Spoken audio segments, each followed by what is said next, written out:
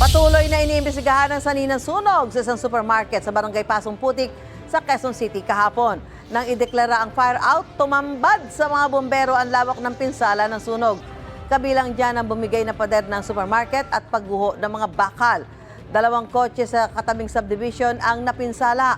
Nadamay rin ang isang utility vehicle matapos matumbahan ng isang poste. Ayon sa Bureau of Fire Protection, 80% ng establishmento ang natupok. Isang bumbero ang naiulat na nasugatan sa gitna ng kanilang mapping operations. Ilang lalaki pa ang nahulikam na tumangay ng bakal mula sa gate ng nasunog na supermarket.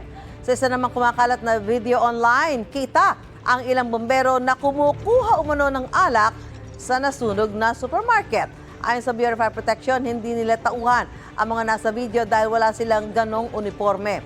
Sa social media post ng supermarket, humihingi sila ng paumanhin sa abalang na idulot ng sunog sa mga customer.